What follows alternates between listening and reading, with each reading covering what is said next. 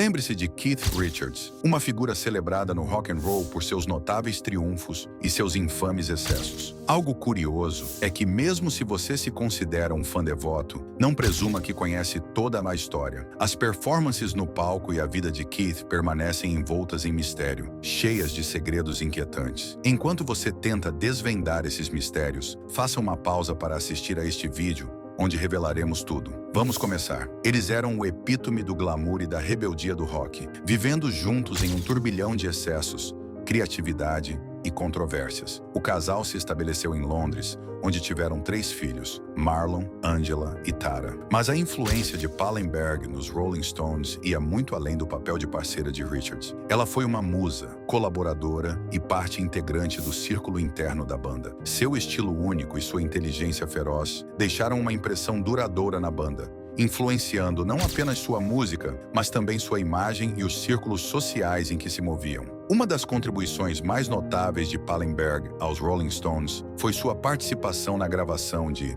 Sympathy Devil, uma das músicas mais icônicas da banda. Sua voz pode ser ouvida ao fundo, adicionando uma dimensão inquietante, quase de outro mundo, à música. Mas sua influência não se limitava ao estúdio de gravação. A presença de Pallenberg era tão significativa que alguns a consideravam tão parte da banda quanto Richards ou Mick Jagger. Joe Bergman, que foi assistente pessoal da banda entre 1967 e 1973, disse famosamente: "Anita é tão membro dos Rolling Stones quanto qualquer um deles." No entanto, o relacionamento de Pallenberg com Richards esteve longe de ser idílico. A vida do casal foi marcada pelo uso intenso de drogas e pelos excessos típicos do estilo de vida rock and roll da época. O vício em heroína teve um impacto sério tanto em Pallenberg quanto em Richards, levando-os a um ciclo descendente agravado pelas pressões da fama e pela natureza caótica de suas vidas. A tensão do vício, combinada com a exaustiva agenda de turnês de Richards e as demandas de sua crescente família, causou um distanciamento no casal. Em 1980, seu relacionamento havia se deteriorado a ponto de decidirem se separar. O fim do relacionamento coincidiu com um momento crucial na vida de Richards. Por volta da época da separação,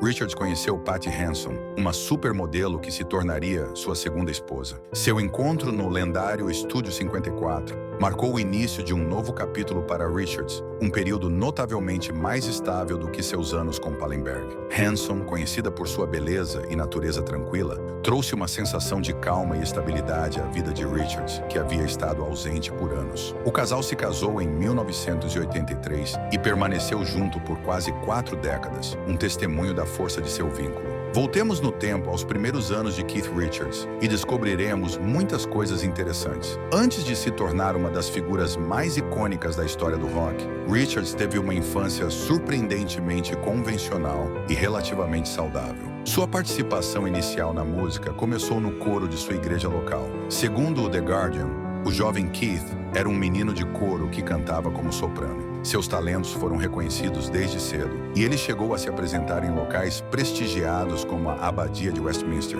inclusive cantando para a Rainha Elizabeth II. Esse período de sua vida foi marcado pela disciplina e pela estrutura da música coral, o que contrasta fortemente com seu estilo de vida posterior como estrela do rock. A experiência de cantar em um coro e se apresentar para a realeza pode ter-lhe incutido um senso de precisão e uma apreciação pelas tradições musicais, elementos que mais tarde influenciariam seu estilo único de tocar guitarra e seu enfoque musical. Outro aspecto da vida inicial de Richards que destaca seus anos formativos foi sua participação nos escoteiros. Ele foi membro dos escoteiros, chegando eventualmente a liderar uma patrulha de castores. Este papel nos escoteiros lhe ensinou lições importantes sobre trabalho em equipe e liderança, habilidades que seriam cruciais em sua futura carreira. No entanto, seu tempo como escoteiro não foi isento de desafios. Sua participação nos escoteiros terminou após um incidente, uma premonição do espírito rebelde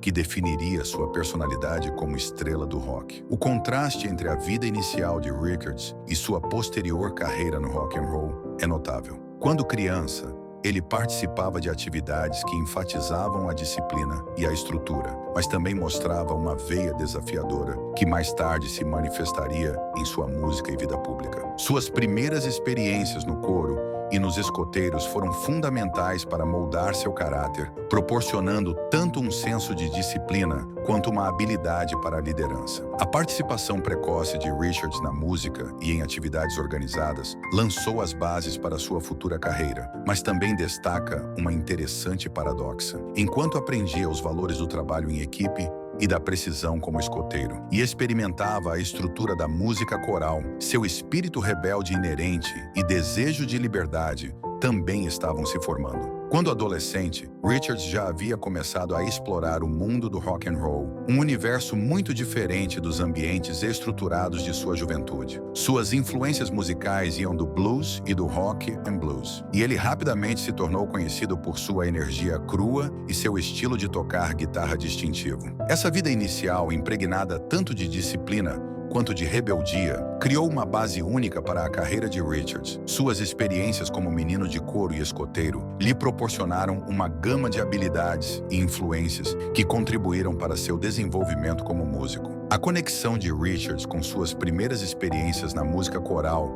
e nos escoteiros também pode ser vista em seus projetos posteriores. Por exemplo, Richards, junto com seus amigos Rastafaris jamaicanos, formou um grupo conhecido como Jamaica's Wingless Angels. Desde a década de 1970, esse grupo tem explorado e preservado formas musicais tradicionais da Jamaica. Utilizam antigos hinos corais, cantos e tambores Nyabing para criar um som austero e repetitivo que remete às experiências corais iniciais de Richards. Esse projeto reflete como seu histórico musical inicial continuou a influenciá-lo ao longo de sua carreira, misturando seu passado com seu presente de maneira única. Na carreira de Keith Richards, não podemos ignorar a interessante relação entre ele e Mick Jagger. Sua colaboração resultou em algumas das melhores músicas da história, mas sua relação também foi marcada por tensões significativas e disputas públicas. A dinâmica entre Jagger e Richards tem sido uma montanha-russa de triunfos profissionais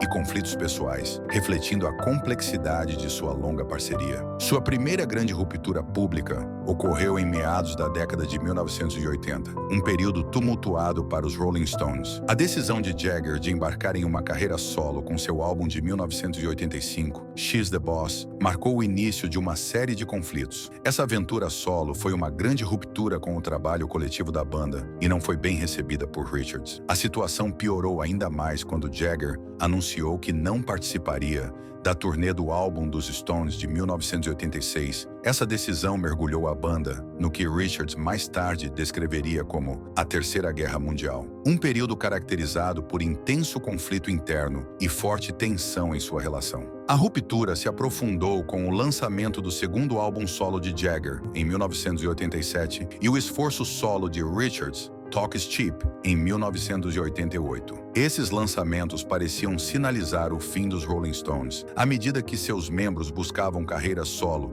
com aparentemente pouco interesse na unidade da banda. A tensão entre Jagger e Richards atingiu um ponto crítico e parecia que sua parceria estava à beira da dissolução. Apesar desses desafios, Richards conseguiram se reconciliar em 1989. Eles se reuniram para a turnê Steel Wheels, que marcou o retorno da banda aos holofotes e a retomada de seus esforços colaborativos. No entanto, a paz era frágil e temporária. As interações públicas e privadas da banda continuaram tensas, com frequentes alfinetadas e desculpas táticas como parte de suas dinâmicas. A autobiografia de Richards, Life, publicada em 2010, ofereceu um olhar franco sobre sua relação tensa. No livro, Richards revelou que não visitava o camarim de Jagger há décadas, citando seu desconforto com a presença de Jagger e sugerindo que este havia desenvolvido um ego inflado ao longo do tempo. O livro retratou Jagger como cada vez mais insuportável, alimentando ainda mais as especulações sobre a natureza de sua relação. Os comentários de Richards sobre Jagger se estenderam além das queixas pessoais. Em Live, Richards descreveu como a banda havia criado um método disfarçado para expressar suas frustrações com Jagger, usando apelidos como Brenda ou Sua Majestade. Esses apelidos eram usados de forma depreciativa para se referir a Jagger, permitindo que os membros da banda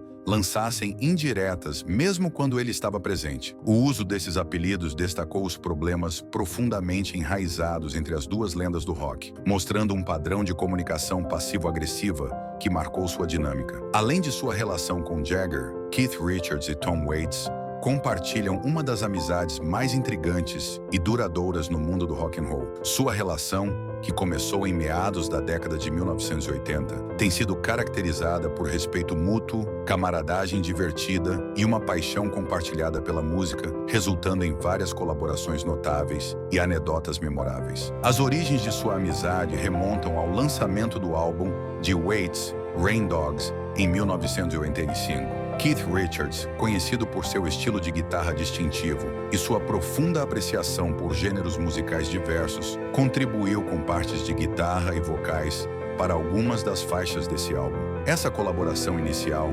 estabeleceu as bases para uma relação musical duradoura entre os dois artistas. Sua química no estúdio era evidente e seu vínculo se estendeu além de suas interações profissionais. Em 2013, e Waits fortaleceram ainda mais sua amizade com a gravação da tradicional canção marítima Shenandoah. A versão da música, que trouxe as vozes roucas de Richards e o estilo único de Waits, destacou a habilidade de ambos em fundir seus sons distintos em uma peça musical memorável. Essa colaboração não foi apenas um testemunho de sua sinergia musical, mas também sublinhou o profundo respeito e afeto que sentem um pelo outro. A relação próxima entre Richards e Waits também se reflete nas formas humorísticas e irreverentes com que se reconhecem mutuamente. Um dos exemplos mais notáveis é um poema escrito por Waits, intitulado Keith Richards. Nesse poema, Waits compara Richards humoristicamente a uma máquina de fax. Menciona que a cor de sua urina é azul e o descreve como um louva-a-Deus com um ouvido localizado entre as pernas. Essa brincadeira bem-humorada evidencia a natureza descontraída e franca de sua amizade, permitindo-lhes compartilhar um nível de humor e irreverência que só amigos próximos conseguem entender. Apesar do vínculo profundo, suas colaborações criativas nem sempre foram fáceis. Durante uma sessão de composição para o álbum de Waits, Bad As Me,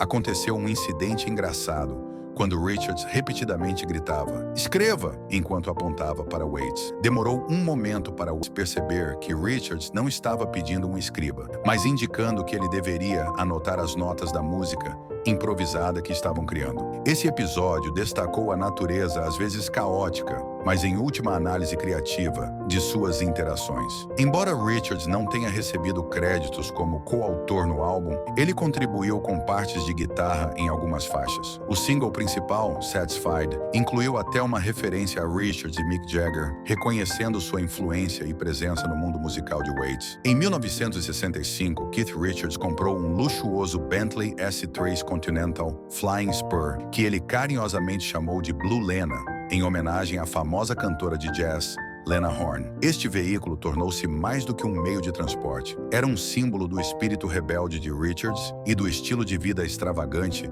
associado à fama do rock and roll. O Bentley, conhecido por seu design elegante e desempenho potente, era uma verdadeira declaração de estilo para Richards. O nome Blue Lena refletia tanto sua admiração pelo jazz quanto seu senso único de moda. Durante mais de uma década, o carro foi não apenas um símbolo de opulência, mas também testemunha de muitas das aventuras e desventuras de Richards. Um dos episódios mais notórios relacionados ao Blue Lena ocorreu em 1967, após uma prisão por drogas de alto perfil que trouxe problemas legais para Richards. Para escapar do frenesi midiático e da pressão legal, Richards embarcou em uma dramática viagem pela Europa até Marrakech, no Marrocos. Essa jornada não foi apenas uma fuga, mas também marcou o início de seu relacionamento com Anita Pallenberg, uma figura significativa, tanto em sua vida pessoal quanto na história dos Rolling Stones. O romance floresceu no banco traseiro do Blue Lena, adicionando mais uma camada ao legado do automóvel. Em 1976, a história do carro tomou um rumo sombrio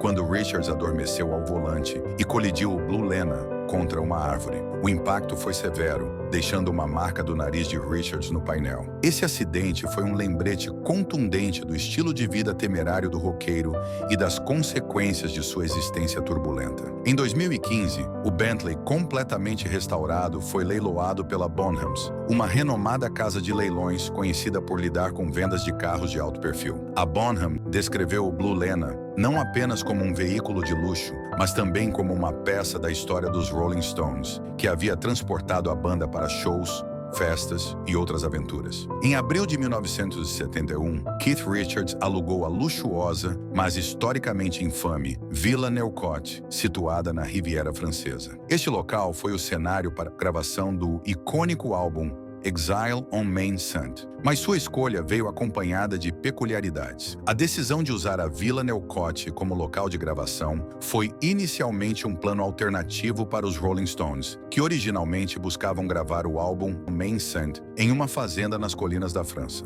Quando não conseguiram encontrar uma fazenda adequada, Richards assumiu a tarefa de localizar um lugar alternativo. A Villa Neucotte, com sua rica e perturbadora história, surgiu como a escolha inesperada. Esse local não era um estúdio de gravação convencional. A vila havia servido como quartel-general nazista durante a ocupação alemã na França durante a Segunda Guerra Mundial. Os Rolling Stones encontraram vestígios dessa história sombria, incluindo suásticas que ainda eram visíveis no porão. A vila foi transformada em um espaço de gravação pouco convencional, combinando elementos de bastidores com o caos de um quarto de hotel parcialmente negligenciado. A combinação da história sombria da Villa Neucotte com a constante presença de traficantes de drogas, seguidores e visitantes de alto perfil, criou uma atmosfera tão caótica quanto inspiradora. As condições físicas da vila, incluindo o calor opressivo, as paredes úmidas e a má circulação de ar no porão, intensificaram a peculiaridade do local. Esse ambiente único desempenhou um papel crucial na formação do som de Exile on Main St. O álbum, lançado em 1972, é frequentemente descrito como possuindo uma qualidade lamacenta, reflexo das condições não convencionais de gravação na Villa Neucotte. O som cru e áspero do álbum garantiu seu lugar entre as obras mais estimadas dos Rolling Stones, celebrado por sua mistura de rock, blues e soul. Apesar do reconhecimento do álbum, a Villa Neucotte não é um destino popular entre os fãs dos Rolling Stones. A localização remota da vila na Riviera Francesa dificulta o acesso e o atual proprietário não é receptivo a visitantes. Como resultado, a vila permanece um marco relativamente obscuro na história do rock and roll, apesar de sua contribuição significativa para um dos álbuns mais icônicos dos Stones. Keith Richards, conhecido por seu senso de moda extravagante e eclético, há muito cativa o público com suas jaquetas chamativas, lenços fluidos e acessórios distintos. No entanto,